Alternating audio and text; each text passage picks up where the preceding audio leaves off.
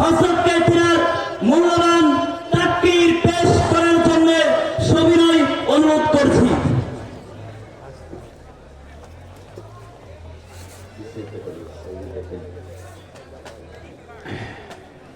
السلام عليكم ورحمة الله وبركاته. وعليكم السلام ورحمة الله وبركاته. الحمد لله نحمده ونستعينه ونستغفره ونؤمن به ونتوكل عليه ونعوذ بالله من شرور أنفسنا ومن سيئات أعمالنا من يهده الله فلا مضل له ومن يضلل فلا تجد له وليا مرشدا ونشهد أن لا إله إلا الله وحده لا شريك له ونشهد أن سيدنا إمامنا قدوتنا حبيبنا طبيبنا وطبيب أرواحنا محمد الذي أرسله بالحق بشيرا ونذيرا وداعيا إلى الله بإذنه وسراجا منيرا فقد قال الله تعالى في كلامه المجيد فرقانه الحميد أعوذ بالله من الشيطان الرجيم بسم الله الرحمن الرحيم إن الله وملائكته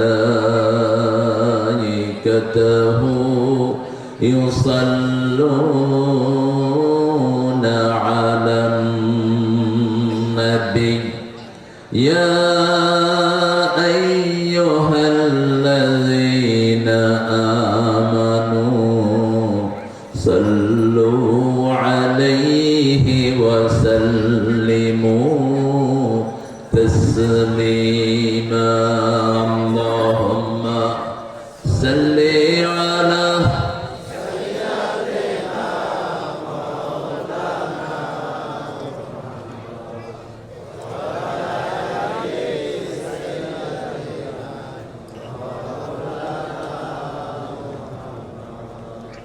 কেমন আছেন আপনারা? আলহামদুলিল্লাহ। কোরআন শরীফের প্রথম শব্দ কি? জান্নাতের প্রথম শব্দ আলহামদুলিল্লাহ। আল্লাহ যেন আমাদেরকে আলহামদুলিল্লাহর উপর থাকার তৌফিক দান করে। থাকবেন তো আল্লাহর হুকুমের উপর? থাকবেন? দেখি কারা কারা থাকবেন না।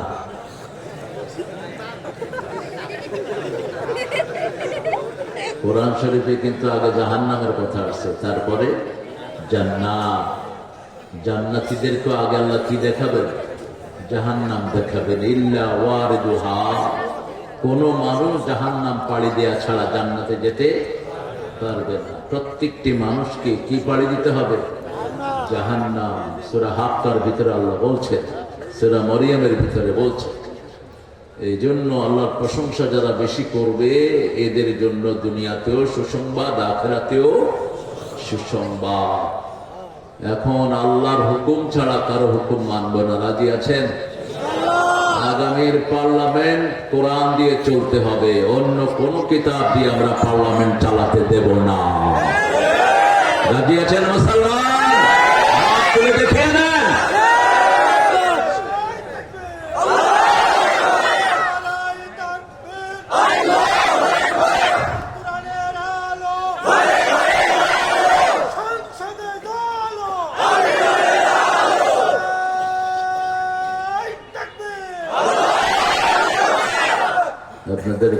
মোস্তফা সাহেব হাত উঠান না। উনি কোরআনের পক্ষের লোক না। কোরআন কাউকে পরোয়া করে না। রাসূলের আপন চাচাকে জাহান্নামে ঢুকিয়ে দিবে, নবীর ছেলেকে জাহান্নামে ঢুকিয়ে দিবে কোরআন। ঠিক না বেঠে? আপনার পরিচয় যেই হোক, আপনাকে কোরআনের পক্ষে থাকতে হবে। আল্লাহ আমাদেরকে তৌফিক দান করুন। একটু শুকরিয়া আদায় করেন আলহামদুলিল্লাহ।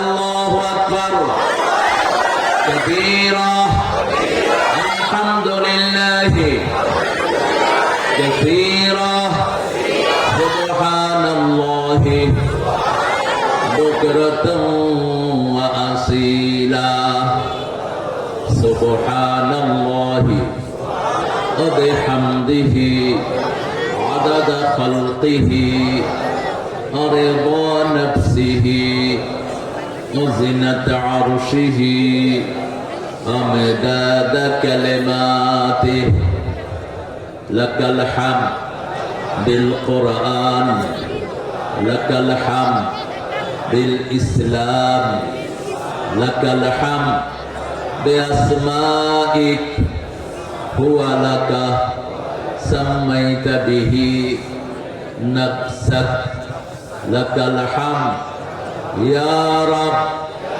كما ينبغي لجلال وجهك وعظيم سلطانك।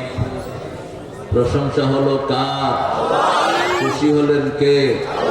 বেজার হলো কে? মানিকগঞ্জে শয়তান নাই? বেশি না কম? কেমনে বেশি? বাউল গান তো মানিকগঞ্জে খুব হয়। বাউলের জন্মই তো আমাদের এই থানায়।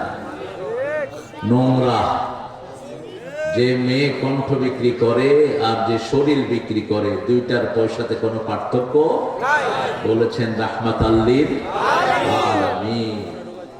এই জন্য আমরা দুইটা থেকে ফিরে থাকবো। যারা রাতের বেলায় কোনো মেয়ে অথবা কোনো গায়ক গায়িকার গান শুনে ঘুমায়, রাসূল সাল্লাল্লাহু আলাইহি ওয়াসাল্লাম বলছেন এদের জানাজা দিও না।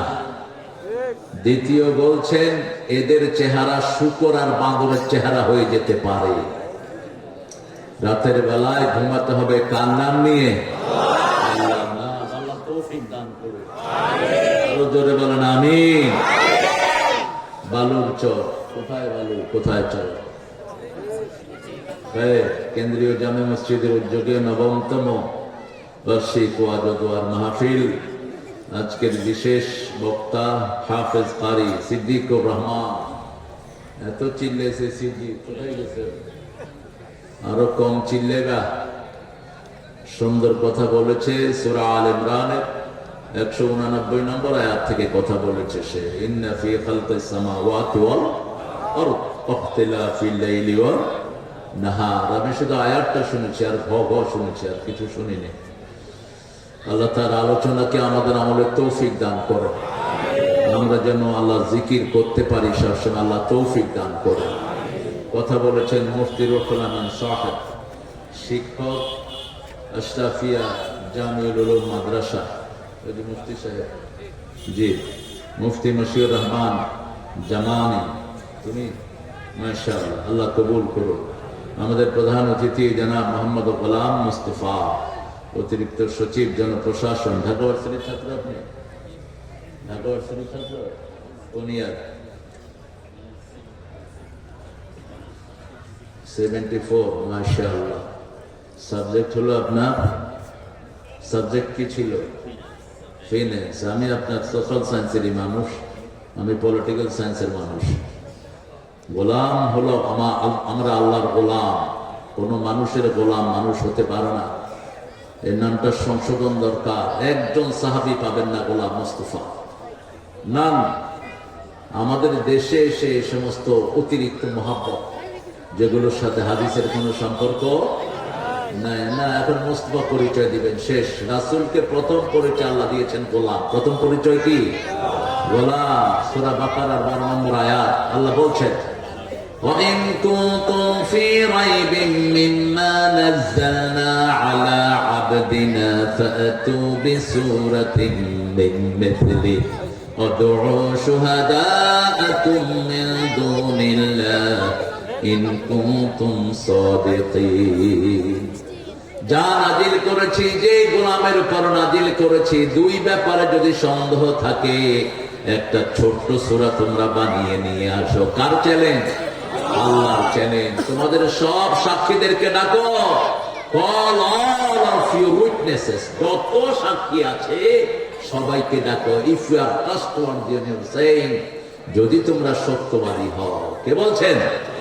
আল্লাহ বলছেন। অনেক বিনয়, কথার মধ্যে আমি বিনয় পেয়েছি। আল্লাহ আমাদের মুস্তাফা ভাইকে কবুল করুন, আল্লাহ তার জীবনের গুনাহগুলো মাফ করে দিন। জনপ্রশাসন মানে বুঝেন তো, ডিসি এসপি সব এদের হাতে নিয়োজিত। ডিসি এসপি টিওনো সব কাদের হাতে? এদের হাতে। মুহূর্তের মধ্যে কাউকে ওএসডি করে দেওয়ার ক্ষমতা এই মানুষটা ছিল। তবে আমি দোয়া করি আল্লাহ যেন তার দায়িত্ব দিয়ে তাকে মুক্তির ব্যবস্থা করে দেয়। যার আন্ডারে যত লোক তার ভয় তত বেশি। এমপি হওয়ার জন্য লাফালাফি করো, হিসাব দিতে দিতে চামড়া থাকবে না শরীরে। এক একটা মন্ত্রী হিসাব দিতে দিতে দাম থাকবে না একটা।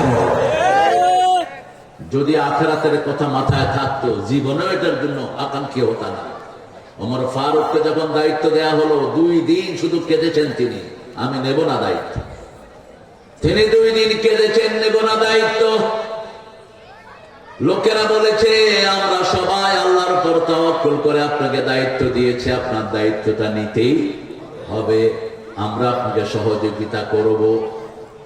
যে রাত থেকে খলিফা হলেন রাতের ঘুম হারাম, সবাই আসার পরে ঘুমাতো আর তিনি রাস্তায় রাস্তায় হাঁটতেন আর কাঁদতেন আর বলতেন ফোরাতের তীরে যদি কুকুর না খেয়ে মারা যায় আমি ওমরকেই জবাবদিহি করতে হবে। কি কঠিন জিম্মাদারি। আল্লাহ যেন আমাদের লোক যারা এগুলো দায়িত্ব নিতে চাচ্ছে এদেরকে আখিরাতে চিন্তা করার তৌফিক দান করুন। জনাব মোহাম্মদ ইঞ্জিনিয়ার শফিকুল ইসলাম সাহেব ইনশাআল্লাহ প্রকৌশলী মাশাআল্লাহ, আল্লাহ কবুল করুন। আমাদের শফিক সাহেবকে আল্লাহ কবুল করুন। বিশেষ মেহমান জনাব মোহাম্মদ আলমাস মিয়া, জনাব আনোয়ার হোসেন সাহেব, আল্লাহ সবাইকে কবুল করুন। এত অতিথির নাম, এখন অতিথি খুব বেশি দিতে হয়। এটা আওয়ামী লীগের সময় অতিথি বেশি দিতে হতো, কার নাম না দিলে মাহফিল বন্ধ হয়ে যায়। এখনো সেই নসল চলছে। জনাব আব্দুল মান্নান, আবুল বাশার, জামান হোসেন দুদু, শফিকুল ইসলাম সান্দু, শামসুল হক খোকা, আব্দুল রাজ্জাক, তার নিচে দিয়েছেন অনেকগুলো। এতগুলো পড়া সম্ভব না, এত দলিল দিবা না, লিফলেট গুলো দলিল হয়। সভাপতির আসন অলঙ্কৃত করেছেন জনাব মোহাম্মদ লুৎফুর রহমান, অসুস্থ, আল্লাহ তাকে শাফা নসিব করে দেন। তার অসুস্থতা দিয়ে তার জীবনের গুনাহগুলো আল্লাহ মাফ করে দেন। আমিন সবাই বলে।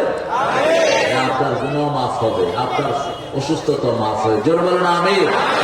কারোর জন্য দোয়া করতে কৃপণতা করবেন না। জনাব মোহাম্মদ শিপলু আহমেদ, সাধারণ সম্পাদক, বালুচর কেন্দ্র আসছে শিপলু সাহেব খায়ের। আর আপনারা যারা এসেছেন অত্যন্ত গুণী মানুষেরা, এখানে হাফিজ মোহাম্মদ দেলাওয়ার হোসেন আছেন, সাধারণ সম্পাদক, সম্পাদনায় মাওলানা কাজী মাহমুদ ইসহাক। আরো যারা এসেছেন অনেক দামি মানুষেরা, অনেক ওলামা হযরত বসে আছেন। আমি যাদের ছাত্র হতে পারলে ধন্য হতাম।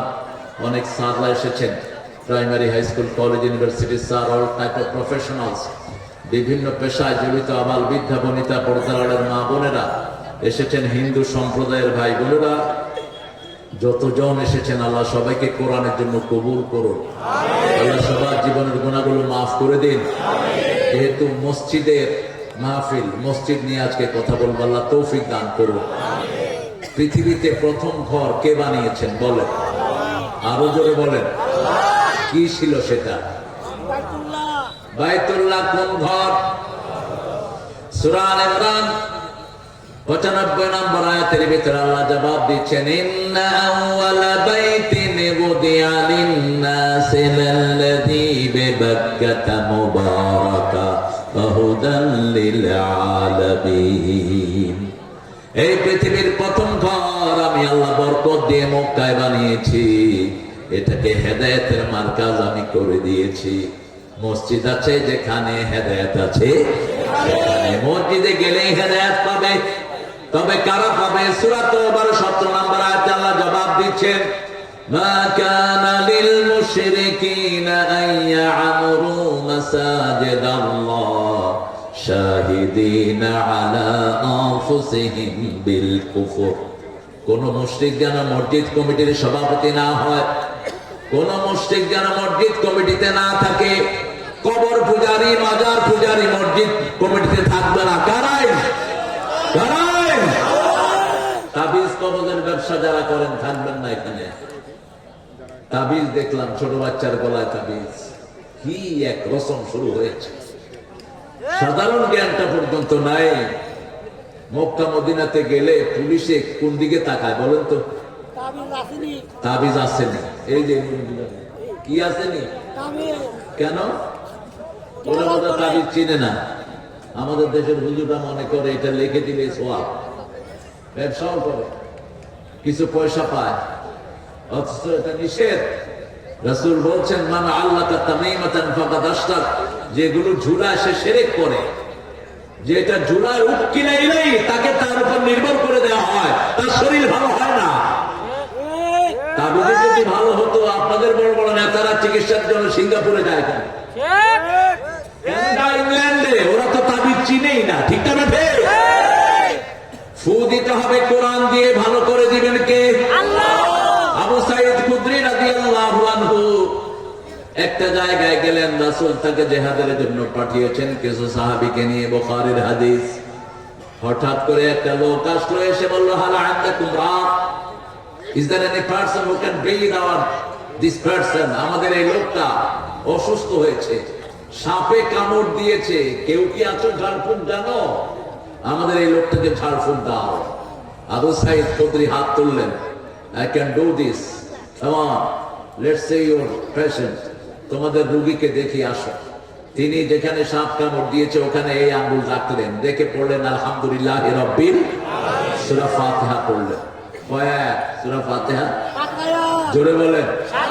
কোরআন শরীফের সবচেয়ে দামি সূরা কোনটা? সূরা ফাতিহা। কোন সূরা ছাড়া নামাজ হয় না? কোন সূরা দিয়ে ফু দিলে রোগ ভালো হয়ে যায়? সব নবী, বিশেষ করে বিশ্ব নবী রাহমাতাল লিল কোন সূরা দিয়ে ফু দিতেন? অন্য নবীর পক্ষে এই সূরা পাওয়া কপালে জোটে নেই। তিনটা সূরা কোন নবী পান নাই, আমরা পেয়েছি আলহামদুলিল্লাহ।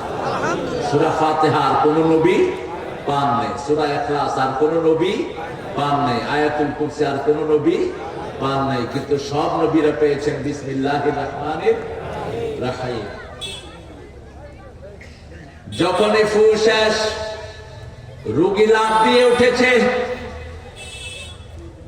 আবু সাঈদ খুদরি রাদিয়াল্লাহু আনহু বললেন, আমাকে দুধ খাওয়াও। কি খাওয়াও? দুধ। তারপরে বললেন 30টা ছাগল দিবা। কয়টা? 30টা ছাগল দিবা। শুকনা ছাগল না।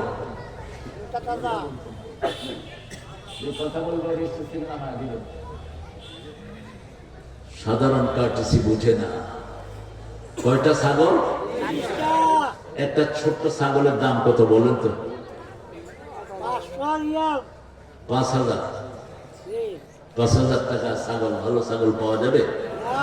তাজা মরুভূমির ছাগল কিন্তু অনেক দাম হয়, 20,000 30,000। আবার পাহাড়ি ছাগলের দাম 1 লাখের উপরে হয়, যেগুলো পাহাড় বা। এই 30টা ছাগল নিলেন আর দুধ খাইলেন কয়েক কেজি, কয়েকজন মিলে। এখন বলেন তো, আমরা যে আমাদের ভাইয়েরা যে তাবিজ লেখে কত টাকা পায়? কত? আরে কম না, 100। ম্যাক্সিমাম কত? তাও বাকি। ঠিক না বেটি? বাকি না ফাঁকি। 30টা ছাগল মিনিমাম যদি 3,000 করে ধরে, কত হাজার? 90,000 হয়ে গেল। ছাগল নিয়ে রওনা হলেন। সাহাবায়ে কেরাম বলছেন, আমরা ধরবো না। এই দুই যুবক, উঠলা কেন? এই ছেলে, হাঁটো কেন?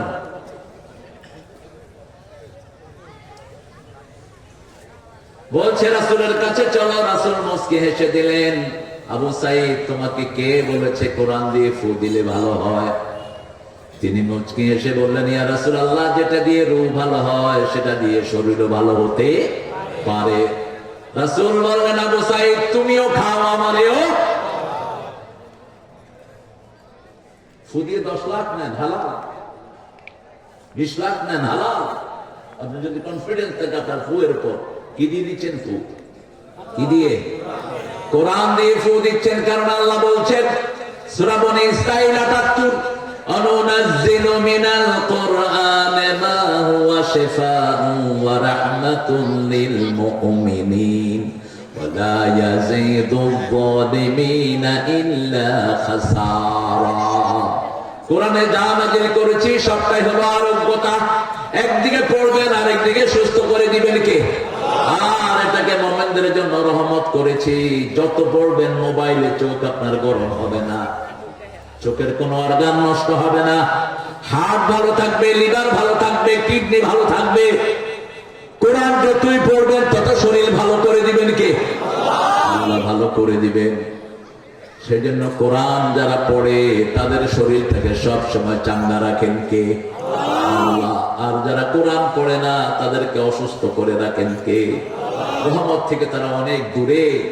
আপনি দেখবেন 70, 80, 90 বছরের বুড়া ঠিক মতো মসজিদে যাচ্ছে, নামাজ পড়ছে, আজান দিচ্ছে, ঠিক না বেঠি? মসজিদে সব সময় কোরআন পড়া হয়। এই জন্য মসজিদে গেলে কি আসে? ঘুম আসে। কি আসে? ঘুম। মানুষের জীবনে সবচেয়ে রহমত কি? ঘুম। রহমত কি? ঘুম। আর আমরা ঘুমের জন্য কত ট্যাবলেট খাই। ট্যাবলেট খায় না, মসজিদে যান, ওখানে 24 ঘন্টা তেলাওয়াত হয়, ঢুকলেই ঘুম চলে আসে। সুবহানাল্লাহ। এই জন্য আল্লাহ বলছেন, মা কানা লিল মুশরিকিনা ইয়ামুরু মাসাজিদাল্লাহ। কোন মুশরিকের জন্য শোভনীয় নয় আল্লাহর মসজিদ আবাদ করা। এই জন্য ভারতের মুশরিকেরা মসজিদ বন্ধ করে দিচ্ছে, মসজিদের ভিতরে নামাজ অবস্থায় মুসল্লিদেরকে লাথি মারছে, ঠিক না ঠিক?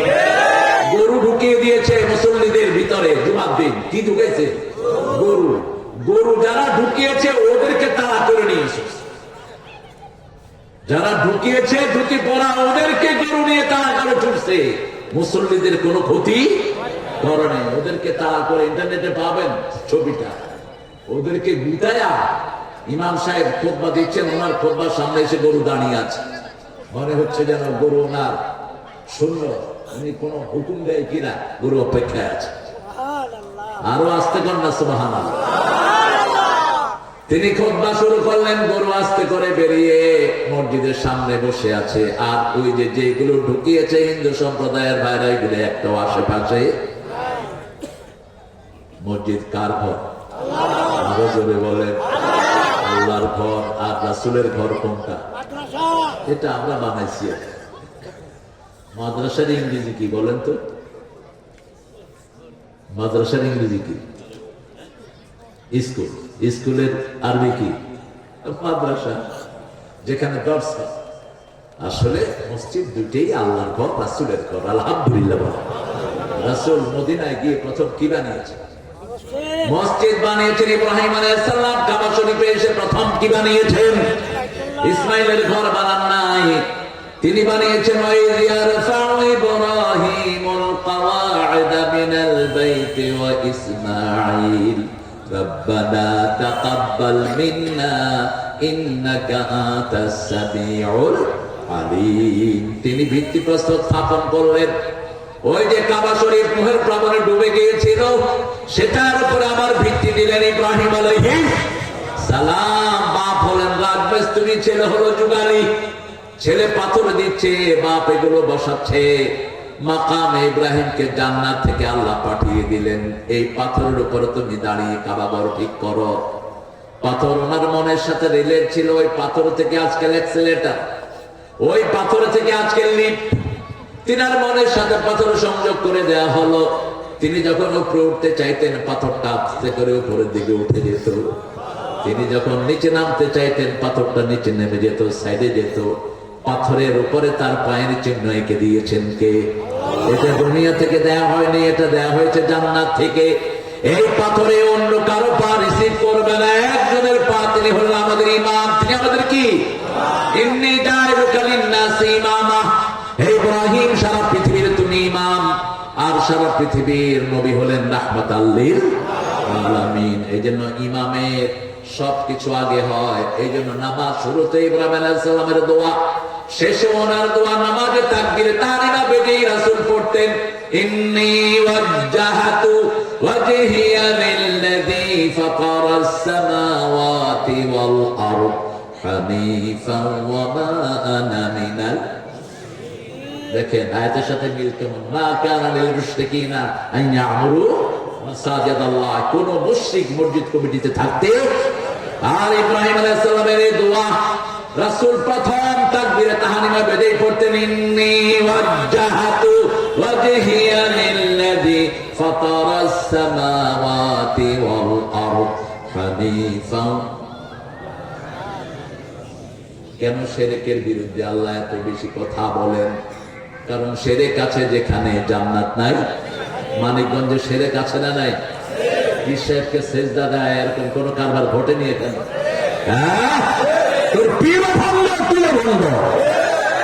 মাত্র সেজদা করতে হবে কাকে? বলেন।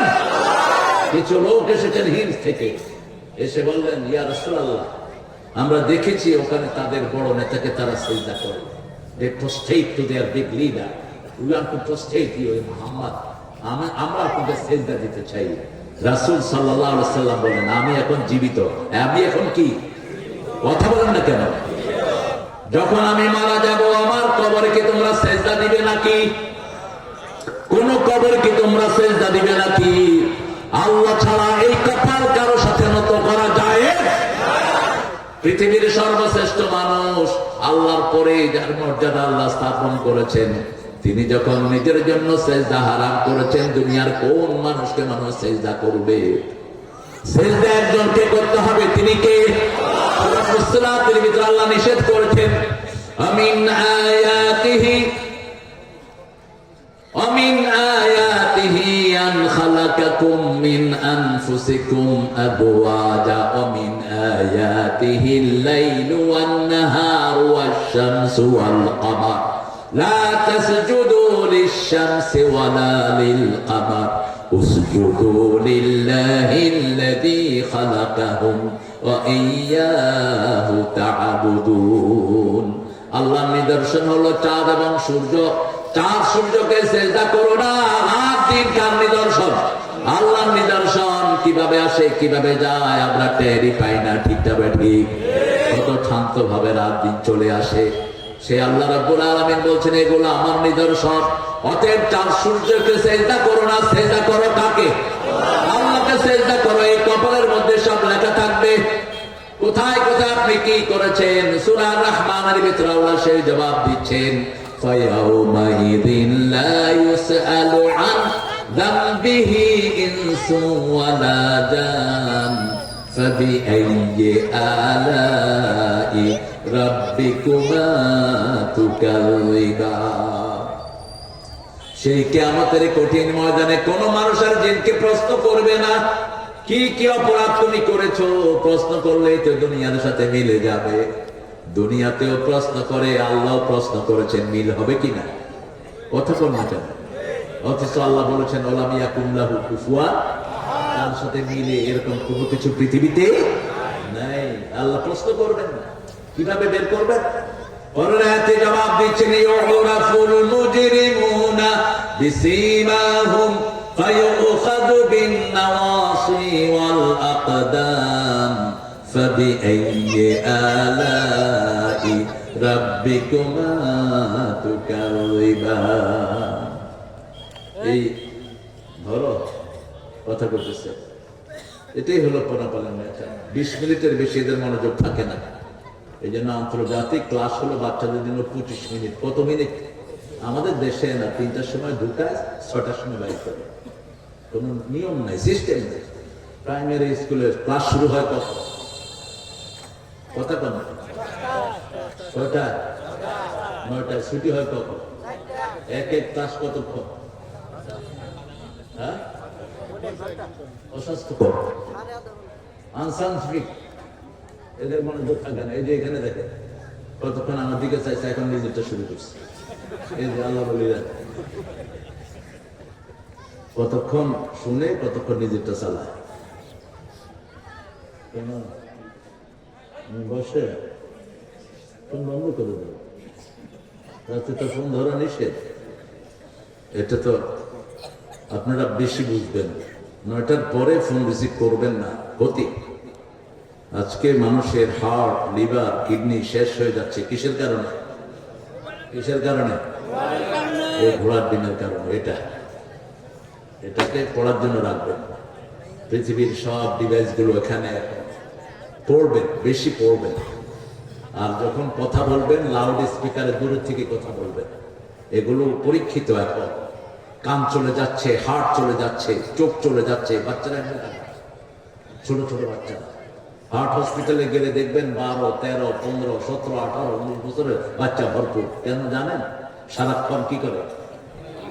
এই যে মাহফিলে আনছেন, এতক্ষণ বাসায় থাকলে কি করতো?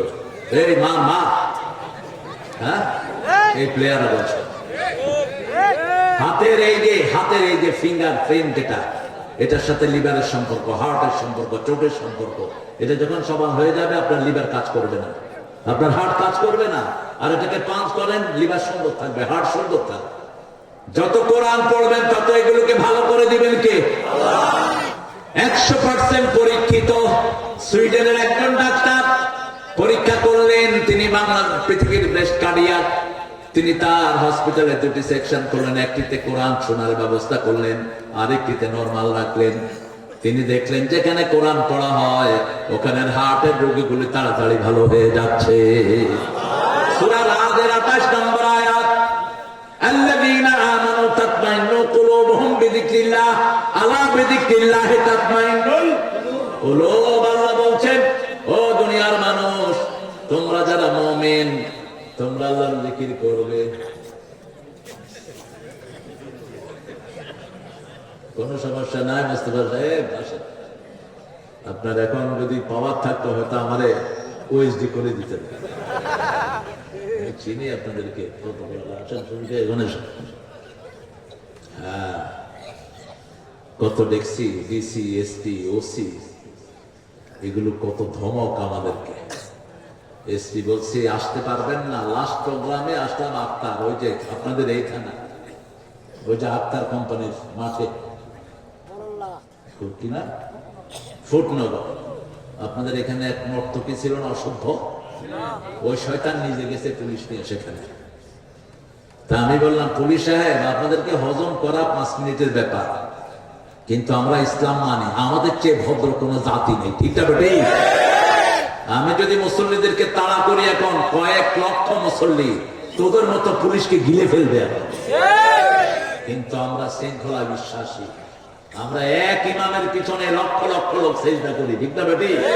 আমাদের চেয়ে ভদ্র পৃথিবীতে কোনো মানুষ নাই। ইমামের আগে একজন যাই না, এই লক্ষ লক্ষ মুসল্লি। ঠিক না বেটি?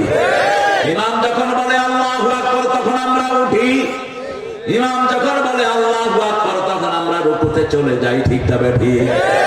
ইমাম ছাড়া আমাদের কোনো গতি।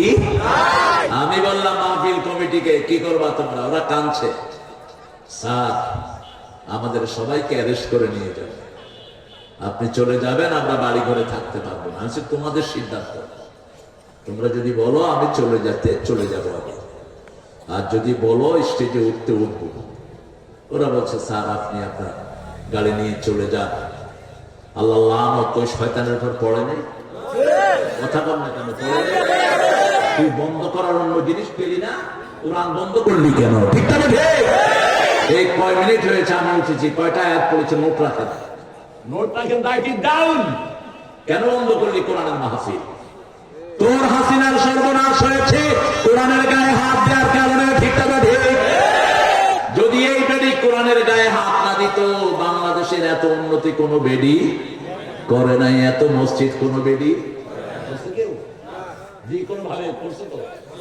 রাস্তা কেউ করছে? করে নাই। কিন্তু অপরাধ কি? অপরাধ হলো আলেমদেরকে পিষে মেরেছে। ঠিক না? ঠিক।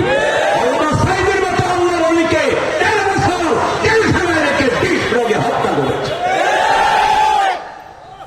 এই টেবিলের চেয়ে একটু বড় জায়গাতে 13টা বছর তাকে শোয়া রেখেছে। কোনো বালিশ নাই, একটা ল্যাম্প নাই, একটা তোষক নাই, কিচ্ছু। কথা যা বলে গেছে সবটাই সত্য, ঠিক না ঠিক? যা যা বলেছে একটা এদিক সেদিক হয় নাই। জীবদ্দশায় তাকে মারার জন্য মাহফিলে লোক পাঠানো হয়েছে।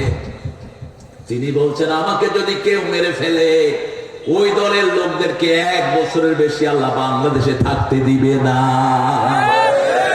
কথা বাস্তব হয়েছে কি হয় নাই? এজন্য কোরআন হাদিস যেখানে আমরা আছি, মসজিদ আছে যেখানে, আলেম ওলামা যেখানে আমরা আছি, সেখানে মসজিদে আমরা যাব। কারণ সব নবীরা কোথায় যেতেন? মসজিদে যেতেন। সব নবীর প্রিয় জায়গা কোনটা? মসজিদ। আল্লাহর সবচেয়ে ভালোবাসার জায়গা কোনটা? হেদায়েতের মার্কাজ হলো মসজিদ। এই কাবা ঘরের ঠিক উপরেই হলো বাইতুল মামুর। কি নাম? বাইতুল মামুর। ফেরেশতারা যেখানে সালাত আদায় করে সেখানে এক এক কাতারে 70,000 ফেরেশতা হয়। এরকম 70,000 কাতার হয়। সুবহানাল্লাহ। আরো আসতে পারে। এক ফেরেশতা একবার সিজদা দেয় আর সিজদা দেওয়ার সুযোগ পায় না। কত ফেরেশতা আল্লাহ আমাদের জন্য তৈরি করে রেখেছেন। সে আল্লাহ বলছেন, কোন মুশরিক যেন আমার মসজিদ কমিটিতে না থাকে। শাহিদিন আলা আনফুসিহিম বিল কুফর। তারা কুফরের সাক্ষী হয়, তারা কুফরিকে প্রমোট করে, নবীর জীবনে বাদ দিয়ে রামের জীবনে ঢুকায় দেয়। আহা, কি আফসোসের বিষয়। আবু বকর রাদিয়াল্লাহু আনহুর জীবনে বাদ দিয়ে লক্ষণ সেনের জীবনে ঢুকেছে। কোথায় আবু বকর রাদিয়াল্লাহু আনহু? রাসূল সাল্লাল্লাহু আলাইহি ওয়াসাল্লাম একদিন বললেন, আকাশের তারার মতো হলো ওমরের আমল। সুবহানাল্লাহ বললেন। কার আমল? মায়েশা পাশে শোয়া। মায়েশার মুখটা একটু ডার্ক হয়ে গেল। বলছি, ইয়া রাসূলুল্লাহ, আমার আব্বার কথা তো কিছু বললেন না। বলছে, আয়েশা, ওই যে চাঁদ দেখছো না, আমার আবু বকর হলো ওই চাঁদ। লক্ষ তারা মিলে একটা চাঁদ হতে পারে না। আমার পরে আবু বকরের স্থান। আমি সব নবীদের নেতা, আর সমস্ত সাধারণ মানুষের নেতা হলো আমার আবু বকর। খুতবাতে নিজে বলতেন, ইরহামালা উম্মতি ওয়া উম্মতি আবু। হে আল্লাহ, আমার উম্মতের উপর রহম করেন, আবু বকরের উম্মতের উপর রহম করেন। একজনকে আল্লাহ কোরআনে সাহাবী বলে ডেকেছেন, তিনার নাম হলো আবু। ইয ইয়াকুলু লিসাহিবিহি লা তাহজান ইন্নাল্লাহা মা'ানা। যখন রাসূল তার সাহাবীকে বললেন, মন ভাঙা হয় না, আমাদের সাথে আছেন কে? ইকরামার পা দেখা যাচ্ছে, আবু জেহেলের ছেলে ইকরামা, দুর্ধর্ষ ফাইটার, অত্যন্ত শক্তিশালী যোদ্ধা। রাসূল সাল্লাল্লাহু আলাইহি ওয়াসাল্লাম গারে সূরের ভিতরে আবু বকরের উরুতের উপর মাথা দিয়ে রেশ ফরমাচ্ছিলেন। হঠাৎ আবু বকরের চোখে পানি নিগলি রাসূলের গালে পড়েছে। রাসূল তাকালেন, আবু বকর কাঁদছো? ছেলের কথা মনে পড়ে গেল নাকি? মেয়ের কথা মনে পড়ে গেল নাকি? কাঁদছো কেন আবু বকর? আল্লাহর কসম করে বলছি, ইয়া রাসূলুল্লাহ, যেদিন থেকে কালেমা পড়েছি আপনার চেয়ে কাউকে বেশি ভালোবাসি না। কাঁদছো কেন আবু বকর? ওই যে ইকরামার কণ্ঠ শোনা যায়, তার পা দেখা যায়, আমরা বোধহয় ধরা পড়ে গেলাম। সাধারণ মানুষের ঈমান যেখানে শেষ, সেখানে নবীদের ঈমান শুরু হয়। এক ফোঁটা বিচলিত হলেন না, বললেন, আমাদের সাথে আছেন কে? আল্লাহ আছেন। এখনো আমাদের সাথে আছেন কে? গত 17 বছর আমাদের সাথে ছিলেন কে? ভবিষ্যতে থাকবেন কে? আল্লাহ। মানিকগঞ্জের লোকের একটু আল্লাহকে বেশি ভালোবাসে, এই জন্য ভণ্ড পীরও এখানে বেশি। আল্লাহর নাম নিলেই কিন্তু এরা পাগল হয়ে জানলে নেই। এই জন্য লাফালাফি, কুদাকুদি কিছু মানিকগঞ্জে নাই, বোধ। হ্যাঁ, এগুলো করবেন না বাবারা, চলে যেতে হবে, ঠিক না বেঠি? এই যে নামাজের পরে যে জিকির গুলো করেন, এগুলোতে কোনো লাফালাফি আছে? এটাই হলো আসল জিকির। এটা কি আসল জিকির? আল্লাহ বলছেন সূরা আরাফের শেষে, উদউল্লাহ তাদাদ্দুআ খুফিয়া দুনাল জাহরি মিনাল কওল। খবরদার, আল্লাহকে যখন ডাকবা বিনয়ের সাথে, কাকুতি মিনতির সাথে ডাকো, চিৎকার করে শোরগোল করে নয়। চিৎকার করে যারা শোরগোল করে ডাকে, রাসূল বলেছেন, এরা মনে করে আল্লাহ কানে শুনে না। সবচেয়ে বেশি শুনেন কে? পিঁপড়ার পায়ের শব্দ শুনেন কে? ইয়ালামু খায়নাতাল আ'য়ুনি ওয়া মা তুখফিস সুদূর। আমাদের চোখ কি খেয়ানত করে সেটা দেখেন কে? অন্তর কি লুকায় সেটা দেখেন কে? আল্লাহ প্রথম বলেন এটা উচিত না, তারপরে বলেন কোনটা উচিত। প্রথম বলেন জাহান্নামের কথা, তারপরে জান্নাতের কথা। এখন 18 নম্বর আয়াতে জবাব দিচ্ছেন কাদেরকে মসজিদ কমিটিতে রাখবা।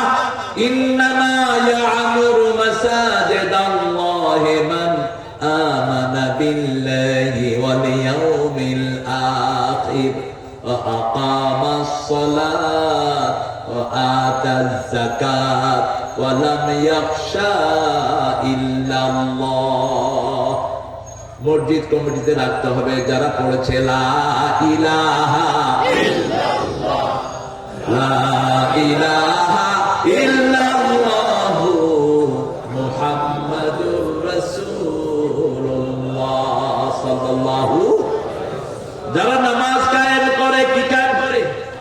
নামাজ কায়েম করে। নামাজ কায়েম আর পড়া এক জিনিস নয়। কায়েম হলো শফিক ভাই পড়বেন, ওনার বউ পড়বে, ওনার ছেলে পড়বে, ওনার মেয়েও। কায়েম করতে হলে আগে লাগবে মসজিদ। কি লাগবে? মসজিদ। মসজিদ হতে হলে মসজিদ কমিটির দরকার আছে না নাই? ইমামের দরকার আছে না নাই? মুয়াজ্জিন আছে না নাই? মুসল্লি আছে না নাই? নামাজ কায়েম হয়ে যাবে। মক্কায় নামাজ কায়েম হয় নাই। 13 বছর রাসূল মক্কায় নামাজ কায়েম করতে পারেন নাই। নামাজ প্রথম শুরু করলেন মসজিদে নববীতে। আযান প্রথম শুরু হয় কোথায়? আরো জোরে বলেন। মসজিদে নববী। আযানের কথাগুলো ঠিক হলে এখন কে দিবে? সুন্দর সুন্দর চেহারা সাহাবীরা আযান দিলেন, কারো জন্য আল্লাহর পক্ষ থেকে জবাব আসলো না। যখনই পুরা জিহ্বা দিয়ে বেলাল আযান দিল, সাথে সাথে জবাব চলে আসে। কেন জানেন? বেলাল পাগি জান্নাতে চলে গেছে। মেরাজে গেলেন রাহমাতাল লিল আলামিন। তিনি এসে বলছেন, বুখারীর বর্ণনা, বেলাল আমি যখন জান্নাতে গিয়েছি আমি দেখেছি আমার সামনে মনে হয় তুমি হাঁটতেছিলে, আমি শুধু তোমার পায়ের আওয়াজ পাচ্ছিলাম। কোন আমল তুমি করো বেলাল? বেলাল বলছেন, ইয়া রাসূলুল্লাহ আপনি যেদিন থেকে আমাকে কালেমা শিক্ষা দিয়েছেন আমি ওযু করে 2 রাকাত নামাজ পড়ি। কয় রাকাত? 2 রাকাত নামাজ পড়ি। রাসূল বলেন, এই আমলটা ছেড়ো না। এই আমলের কারণে তোমাকে সবার আগে জান্নাত দিয়ে দিয়েছেন কে? কালো হাফসি গোলাম, চেহারা সুন্দর না, গায়ে কোনো কাপড় থাকতো না, অধিকাংশ খালি গায়েই থাকতেন। উমাইয়ার গোলাম সেই বেলাল জান্নাতের প্রথম বাসিন্দা। সুবহানাল্লাহ। সেই বেলাল যখন আযান দিলেন কবুল করলেন কে? আর এই বেলালকে কিনে নিয়েছেন আবু বকর রাদিয়াল্লাহু। এমনি তিনি শ্রেষ্ঠ হন নাই। উমাইয়া যখন নিয়ে বেলালকে পিটাচ্ছে, বেলালকে মরুভূমিতে চিৎ করে শোয়া বুকের উপর পাথর দিয়ে রেখেছে বেলাল। বেলাল বারবার অজ্ঞান হয়ে যাচ্ছেন। জ্ঞান ফিরে আসলে বেলাল বলছেন, আহা আহা কুল হুয়াল্লাহু। বেলালের জিহ্বায় আগুনের কয়লা দিয়ে দেয়া হলো। আবু বকর গিয়ে বললেন, ও উমাইয়া বেলালকে বিক্রি করবে নাকি? কাফের দেখে দুনিয়া, মুমিন দেখে আখিরাত। উমাইয়া চিন্তা করলো এটাকে মেরে মেরে শেষ করে দিয়েছে, এখন রাখলে তো কোনো কাজ হবে না। যেহেতু আবু বকর কিনতে এসেছেন মক্কার সবচেয়ে ধনী ঘরের সন্তান, কাবা শরীফের পাশে যে বড় বাড়ি, এটা কার বাড়ি? আবু বকর রাদিয়াল্লাহু। এখন হলো মসজিদে আবু বকর, কাবার সাথে নামাজ হয়, একই সাথে একই এরিয়ার ভিতরে, হেরেমের ভিতরে ওনার বাড়ি। মক্কার সবচেয়ে ধনীদের একজন ছিলেন আবু বকর রাদিয়াল্লাহু। কুহাফার সন্তান। বাপের নাম কি ছিল? কুহাফা। কি নাম? কুহাফা ইবনে কুহাফা বলা হতো। আবু বকরের হাতেই তিনি পড়েছেন লা ইলাহা মুহাম্মাদুর। আর ছেলের কাছে কোরআন শিখেছেন। সুবহানাল্লাহ বলতে ইচ্ছা করে। ছেলের কাছে কি শিখেছেন? কোরআন শিখেছেন। আবু বকর রাদিয়াল্লাহু বললেন, কত বেচবি? উমাইয়া চিন্তা করলো যত বড় দামি আমি হাঁকাই আবু বকর কিনতে রাজি আছে। বলছে, তুমি এটাকে নিয়ে কি করবা? আবু বকর বলছেন, প্রশ্ন যেটা করছি উত্তর দে, বেচবি কিনা? উমাইয়া বিরাট একটা দাম হাঁকিয়ে বসলো।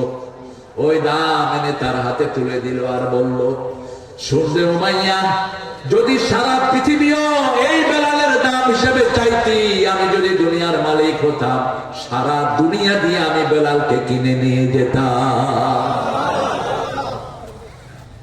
বেলালকে চিনেছেন আবু বকর রাদিয়াল্লাহু বেলালে আজানের সোয়াব পায়, সেই সোয়াব সব চলে যায় কার আমলনামায়? আবু বকরের আমলনামায়। আল্লাহু আকবার। মসজিদ আছে যেখানে আজান হবে, 12 বছরে যারা আজান দেয় বিনা পয়সায়, রাসূল বলেছেন ওরা জান্নাতি। ওরা কি জান্নাতি? আর আমাদের দেশের ইমামের মুয়াজ্জিনের অবস্থা এত খারাপ, সবচেয়ে বেশি দুর্ব্যবহার মুতাল্লি কার সাথে করে? কথা বল না। সবচেয়ে কম বেতন কার? কত? 10,000 নিয়তের থেকে 10,000 নয়, ইমামরে দেয় না 10,000, মুয়াজ্জিনে দিয়ে 10,000। কত? বাকি কয় মাস? মোটামুটি 3 মাস 4 মাস মুতাল্লি সাহেবের ইচ্ছা অনুযায়ী চলছে। স্বাধীনতার পর থেকে কোন সরকার আমরা পাইনি যারা ইমামদের বন্ধু। ঠিক না ঠিক? কথা বল না কেন? প্রাইমারি স্কুলে কোন পোলাপান নাই, এগুলো এখন সরকারি। আর কোন মসজিদ সরকারি নাই। প্রাইমারি স্কুলে পোলাপান কয়টা কর? প্রাইমারি স্কুলে পোলাপান বেশি যায় না সকালে ফুরকানিয়া বেশি যায়? ফুরকানিয়ার পড়া আখিরাতে কাজে লাগবে। প্রাইমারির পড়া 2 পয়সা মূল্য। কি পড়ে? আব্দু হাট্টি মাটি, তারা মাঠে, তাদের মাথায় খাওয়া দুটো। যে কবিতা কবি লিখছে কয় বোতল গাঁজা খাইছে কে যায়?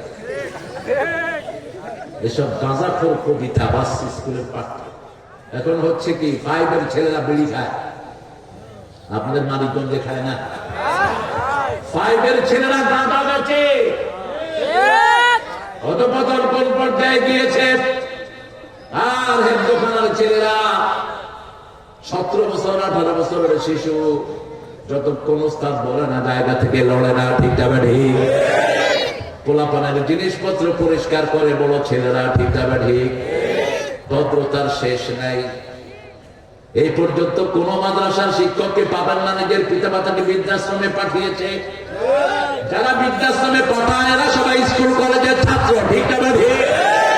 একজন আলেম তার বাপকে কখনো বৃদ্ধাশ্রমে, কারণ তার ভিতরে কোরআনের জ্ঞান আছে। আল্লাহ বলছেন সূরা বনী ইসরাঈল 23 নম্বর, وَقَضَى رَبُّكَ أَلَّا تَعْبُدُوا إِلَّا إِيَّاهُ وَبِالْوَالِدَيْنِ إِحْسَانًا।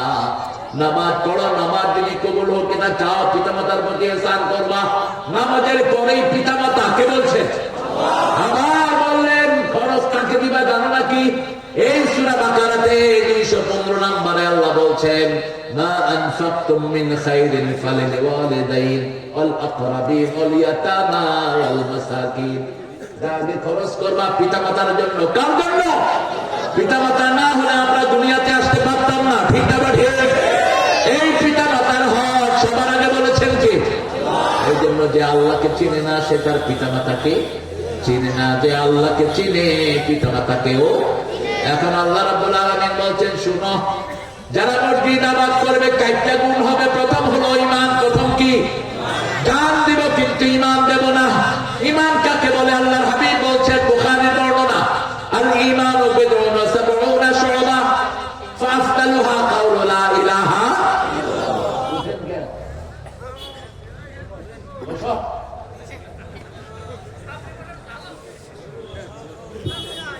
আপনাদের কষ্ট হচ্ছে?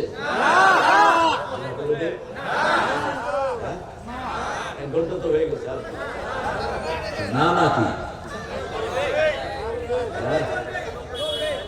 এই যে মুস্তফা সাহেব তো বাক্সে ফোনের কথা বলে। আমি একটু ধরাধরি করা মানুষ, এই জন্য আপনাদের আওয়ামী লীগের সময় এক মন্ত্রী ধরছিলাম। এখন যে পেশাচ্ছে তাহলে বস বেটা বলে থাক, বদদোয়া দানো ভেটকি দিয়ে থাকবি। সাইদির বদদোয়াতে এখন একটাও দেশে নেই।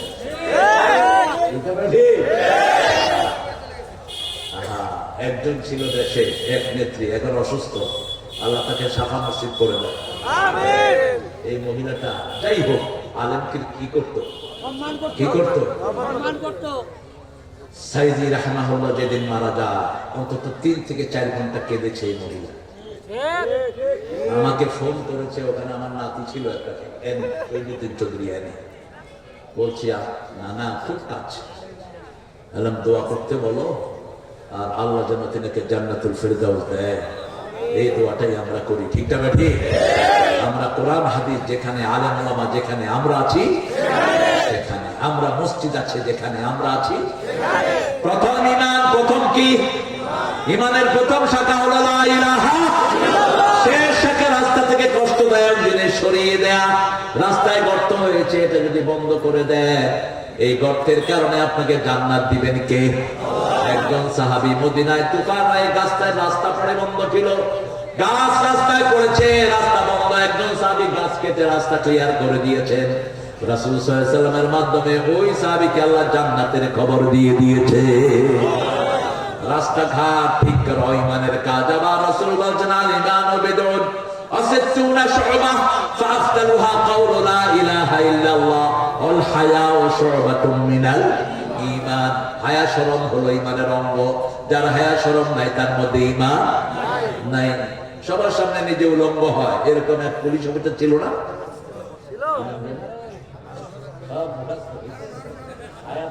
নাই কিনা?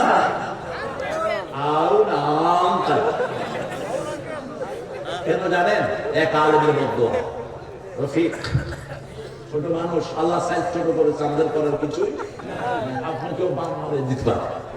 এই রফিক, সে হাফেজ, সে আলেম, তাকে নিয়ে তার অফিসে উলঙ্গ করেছে। উলঙ্গ করেছে তাও মেয়ে দিয়া, হাতে বিড়ি দিয়া ছবি উঠেছে। রফিক সেদিন বলছিল, আল্লাহ এ আমাকে ঘরের ভিতরে উলঙ্গ করছে, জাতির সামনে এর আপনি ল্যাংটা করে দিয়ে। দোয়া কবুল হয়েছে কি হয় নাই? রফিকের মর্যাদা বাড়ছে না কমছে? আমার মনে পড়ে গেল ইব্রাহিম আলাইহিস সালামের কথা। নমরুদ ওনার কাপড় খুলছেন, আগুনে দিতে পারছে না, উনি প্রচন্ড ভারী, প্রত্যেক নবীর সাথে হাজার হাজার ফেরেশতা দেন কে? আর সবচেয়ে ছোট ফেরেশতার সাইজ কত মনে নাই? জানা থাকবে ইনশাআল্লাহ, জেনে নিন। সবচেয়ে ছোট ফেরেশতার সাইজ হলো উহুদ পাহাড়ের সমান। উহুদ পাহাড় হলো 10 মাইল লম্বা, 3 মাইল চওড়া। রাসূল বলছেন সবচেয়ে ছোট ফেরেশতার সাইজ কত? উহুদ পাহাড়। এটা বলতেন না আগে, প্রথম বলেন না। যখন আয়াত নাজিল হলো আলাইহা তিসআতা আশার, জাহান্নামের ফেরেশতা কয়জন হবে? 17, 19 জন। কয়জন? 19 জন। এই জন্য বিসমিল্লাহর ভিতরে শব্দ কয়টা? 19টা। বেশি বেশি বিসমিল্লাহির রহমানির রহিম পড়বেন। 19টা জাহান্নামের ফেরেশতার হাতে শিকল পরায়া দিবেন কে? আল্লাহ। তো যখন এই আয়াত নাজিল হলো আলাইহা তিসআতা আশার, 17 angel will occupy the hell, জাহান্নাম কন্ট্রোল রাখবে কয়জন ফেরেশতা? 19 জন। কয়জন? আবু জেহেল, উতবা, সায়বা, মুগীরা বসলো, এই কে আছস কোথায় আয়? কে কে কয়জন ফেরেশতার সাথে ফাইট করতে পারে? এক পালোয়ানকে বললো যে আমি 10 জনকে রাখতে পারো। বাকি লোকেরা 9 জনের দায়িত্ব নিল। কত হলো? 19। এবার আবু জেহেল বলল, মুহাম্মদ রে প্রথমে নাউজুবিল্লাহ বলেন, জাহান্নাম খুইলা মুহাম্মদ সাল্লাল্লাহু আলাইহি ওয়াসাল্লাম সহ ওনার সাথীদেরকে জাহান্নামে ঢুকে আনবে, আমরা সব গিয়ে জান্নাতে বসে যাব। আর 19 ফেরেশতা ধরে ফেলতে পারলেই তো বাস, জাহান্নাম আমাদের হাতে। এবার সাহাবায়ে কেরাম রাসূলকে গিয়ে জিজ্ঞেস করেন, ইয়া রাসূলুল্লাহ, এরা যে বলতেছে এই জাহান্নামের 19 জন ফেরেশতাকে এরা ধরে ফেলবে, জাহান্নাম ফেরেশতা এক একদম কদ্দু। রাসূল মুস্কি হাসলেন, এসে বললেন সবচেয়ে ছোট ফেরেশতা হলো উহুদ পাহাড়ের ফেরেশতা। আরো আস্তে করেন সুবহানাল্লাহ। এখন বড় ফেরেশতা কদ্দুর? সামানিয়া হামালাত আরশি, সামানিয়া আল্লাহর আরশ বহন করছেন 8 জন ফেরেশতা। কয়জন? 8 জন। আরো 16, 7 আসমান 7 জমিনের চেয়ে অনেক বড়। রাসূল মেরাজে গেলেন, বলেন ইয়া আল্লাহ আমি দেখতে চাই ওই আরশের এক একজন ফেরেশতা কত বড়, আমি দেখতে চাই। আল্লাহ বললেন, মুহাম্মদ সাল্লাল্লাহু আলাইহি ওয়াসাল্লাম তুমি একটু তাকাও, আমি দেখার ব্যবস্থা করে দিচ্ছি। 8 জন ফেরেশতা আল্লাহর আরশ বহন করছেন সাউন্ড এফেক্ট দিয়ে। কি দিয়ে? Sound effect. আলহামদুলিল্লাহ, আলহামদুলিল্লাহ। সূরা জুমারের শেষ আয়াতে আল্লাহ বলছেন, ওয়া তারাল মালাইকাতা হাফিনা মিন হাওলিল আরশ ইউসাব্বিহুনা বিহামদি রাব্বিহিম ওয়া কুদিয়া বাইনাহুম বিল হক وقيل الحمد لله رب العالمين। এক একটা তাসবিহর ওজন যে কত বড় আপনি মৃত্যুর পরে বুঝবেন। এই যে আলহামদুলিল্লাহ একবার পড়েন, মিজান ভর্তি করে আল্লাহ সওয়াব দিয়ে দেয়। আর যারা সুবহানাল্লাহ আলহামদুলিল্লাহ একসাথে পড়ে, রাসূল বলেছেন আকাশ জমিনের মধ্যখানে যে খালি জায়গা, এই পুরাটা আল্লাহ সওয়াব দিয়ে ভরে দেয়। এজন্য তাসবিহর সময় কোনো বিকৃতি করবে না, কোনো দুষ্টামি ফাইজলামি করবে না, এটা ফাইজলামের জায়গা নয়। আল্লাহ বোবা বানিয়ে দিবেন, ঠিক না বেটি? রাসূল সাল্লাল্লাহু আলাইহি ওয়াসাল্লাম বলছেন, আমি একটু তাকালাম, তাকিয়ে দেখলাম ওই ফেরেশতা আরশের বহনকারী 8 জন ফেরেশতার একজনের এই গর্দান থেকে এই হাত পর্যন্ত 750 বছর একটা ঘোড়া দৌড়ে শেষ হবে। আরো আসতে সুবহানাল্লাহ। কত বিশাল ফেরেশতা তৈরি করে রেখেছেন কে? জিবরাইল আমিনকে রাসূল বললেন, ও জিবরাইল আপনি কত দ্রুত, আপনি যে 7 আকাশ থেকে এতবার আসেন। রাসূলের কাছে 24,000 বার এসেছেন জিবরাইল আমিন আলাইহিস। সব নবীরা মিলেও এতবার আসেন নাই, যা এসেছেন রাহমাতাল লিল। বলছে আপনি তাড়াতাড়ি কেমনে আসেন? জিবরাইল আমিন বলেন, আমি জানি না আমি কত দ্রুত, তবে আপনাকে একটা উপমা দিচ্ছি। ইউসুফ আলাইহিস সালামকে যেদিন 11 ভাই কূপের ভিতরে ফেলে দেয়, আমি তখন সিদরাতুল মুনতাহায়, আল্লাহ আমাকে বললেন, যাও জিবরাইল আমিন, আমার ইউসুফের পা যেন কূপের তলায় না লাগে, তুমি এখান থেকে গিয়ে তাকে একটু রক্ষার ব্যবস্থা করে দাও। তিনি বললেন, আল্লাহ বললেন, আমি আমার একটা দানা আমার পায়ের তলায় দিলাম। আল্লাহু আকবার! কত দ্রুত! যেমন এই যে এটা ফেললাম, কতক্ষণ লাগলো নিচে পড়তে? 1 সেকেন্ড। এর চেয়ে ভারী হলেন ইউসুফ আলাইহিস সালাম। এটা তো কাগজ, এটা পেপার। তিনি নিচে যাওয়ার আগেই তাকে পালক দিয়ে আল্লাহর হুকুমে রক্ষা করলেন কে? জিবরাইল আমিন। এবার আল্লাহ হাবিব বলেন, আপনাকে আমি দেখতে চাই, আপনি সব সময় মানুষের আকৃতিতে আমার কাছে আসেন, অধিকাংশ সময় দাঁড়িয়ে কালবির সূরতে আসতেন, অন্যান্য সাহাবীদের সূরতে আসতেন, আপনি একটু নিজের চেহারাটা আমাকে দেখান। রাসূল সাল্লাল্লাহু আলাইহি ওয়াসাল্লামকে জিবরাইল আমিন বললেন, আপনি একটু আকাশের দিকে তাকান। রাসূল তাকিয়ে দেখে পুরো আকাশ অন্ধকার। এবার বললেন, কই কিছুই দেখছি না, অন্ধকার। বলছে, এবার তাকান, আলোকিত। কেন অন্ধকার দেখেছেন ইয়া রাসূলুল্লাহ? আমার একটা ডানা আমি মেলেছি, সমস্ত আকাশ অন্ধকার হয়ে গেছে। এরকম 600 ডানা ওনাকে দান করেছেন কে?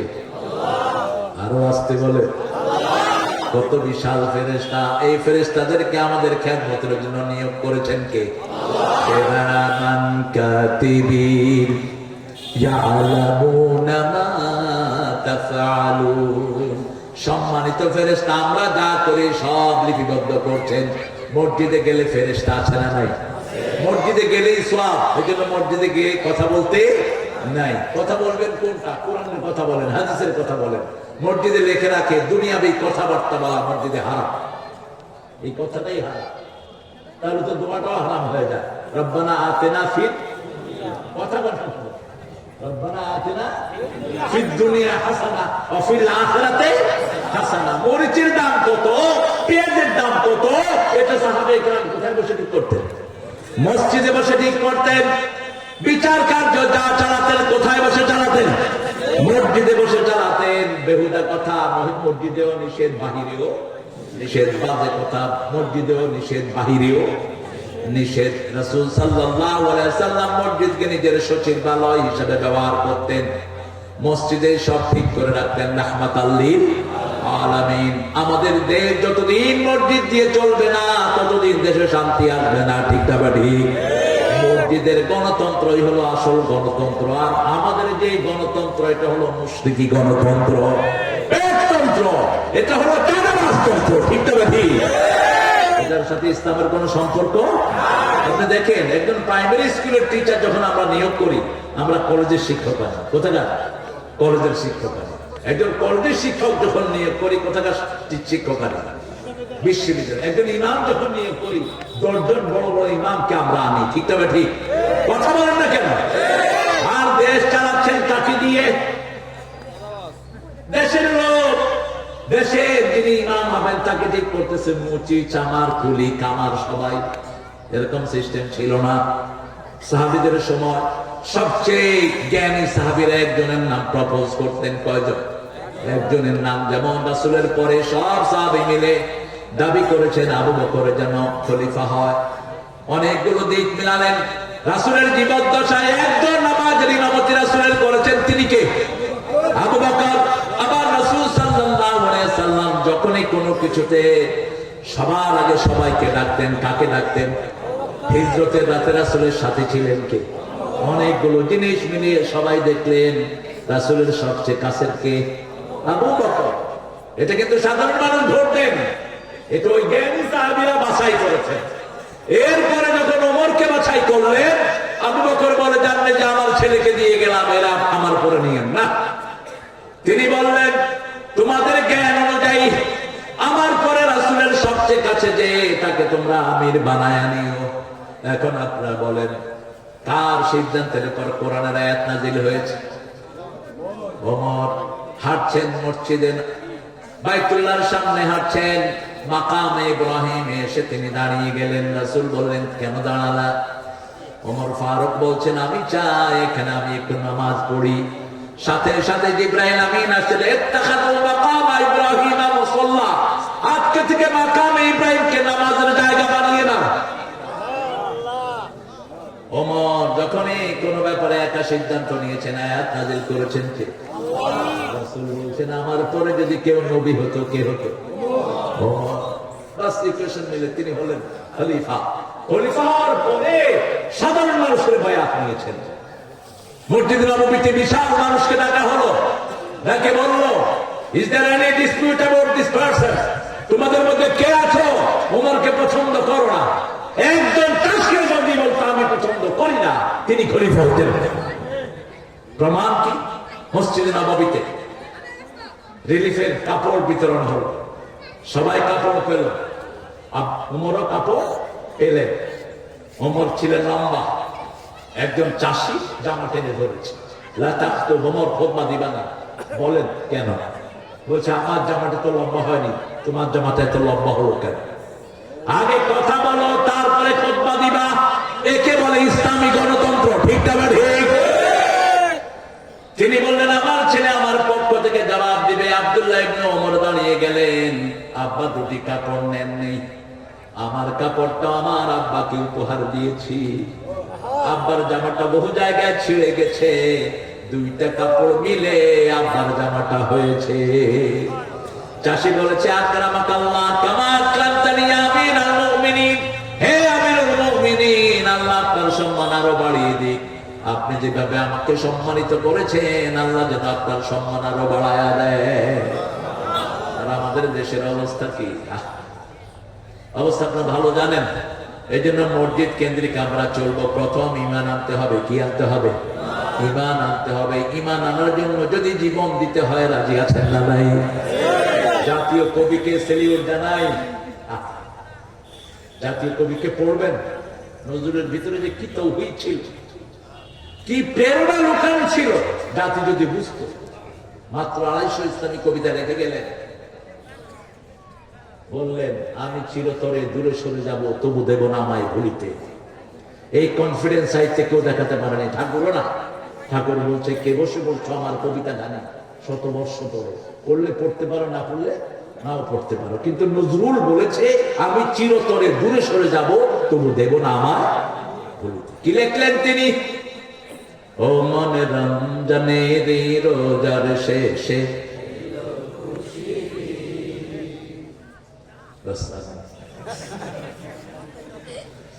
জাতীয় সঙ্গীতই পারেন না, এটা পারবেন কেমন?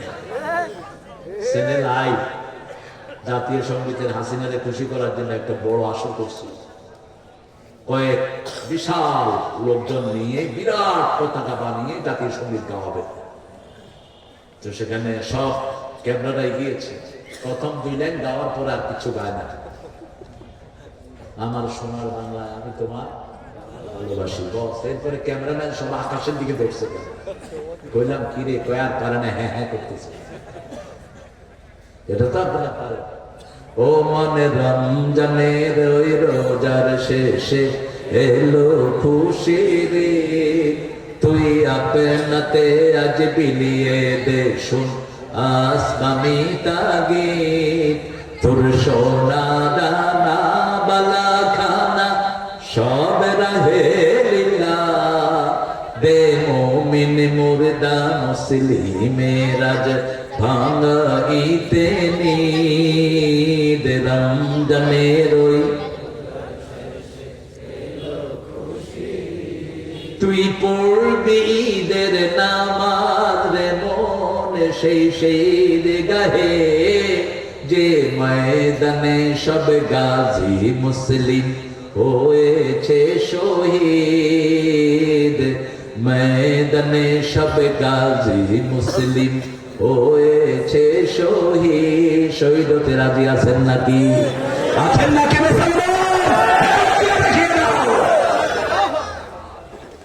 আল্লাহ হাতগুলো কবুল কর যারা শহীদ হতে চায় না এরা মুনাফিক নাকি এই নজরুলীদের কালেক্ট ইলেকশন দেখেন তোর জীবনে ভরে মারলো যারা ইট পাথর ছুড়ে সে পাথর দিয়ে গড়ে তোলে প্রেমেরই মসজিদ পাথর দিয়ে গড়ে তোলে প্রেমেরই মসজিদ মন রমজানের ওই ভ্রাতৃত্বের কি দাম তার কাছে তোমাকে তোমার ভাই মেরেছে বিএনপি এখন জামাত কি করে কথা বল না খেলা ঠিক যখন হয় এই ইটগুলো দিয়ে মসজিদ বানায় দুই ভাই একসাথে মসজিদ নামাজ পড়ে কি কথা তোমার ভাইয়ের জন্য মসজিদ বানিয়ে দাও তুমি ঠিক তবে ঠিক তবুও ভাইয়ের রক্ত তুমি নিও না ঢালে হৃদয়ের তোরে তস্তরিতে শিরনি তৌহিদে তোরে দাওয়াত কবুল করবেন হযরত হায় মনে উম্মীদ রমজানের ওই রোজার শেষে এলো খুশির ঈদ আল্লাহু আকবার এরকম কবিতা ঠাকুরের 14 বার জন্ম নিতে হবে না কার জন্য হিন্দুদের কোন কবিতা ঠাকুরের নাই কোন ধর্মীয় উৎসবে তারা ঠাকুরের কোন কবিতা পড়তে পারে না এই নজরুলেরটাই পড়ে যেদিকে কলম চালিয়েছে শোনা হয়েছে হিন্দুদের যখন পূজা হয় তখন তারা কার গান গায় এই নজরুল ব্রজবতী খেলে হরি এই নজরুল কলম যেখানে ধরেছে শোনা ভালোবাসার গান ওর থেকে বেশি কেউ না তো নিম্ন সুন্দর লিখতে পারে নাই ঠাকুর লিখেছেন প্রিয়ার প্রেমের লিপি লেখনি তরে হে বলাকা সুদূর দিগন্ত হতে এনে দাও একখানি ঝরা সাদা পাখা আর নজরুল লিখেছে এনেছি আমার শত জন্মের প্রেম আঁখি জলে গাঁথা মালা ওগো সুদূরিকা আজও কি হবে না শেষ তোমারই চাওয়ারে পালা কি অনেক সুন্দর আল্লাহ তাকে মাফ করে দিক ইসলাম আছে যেখানে সৌন্দর্য আছে মসজিদকে নিয়ে নজরুল লেখা আছে না নাই মসজিদের পাশে আমার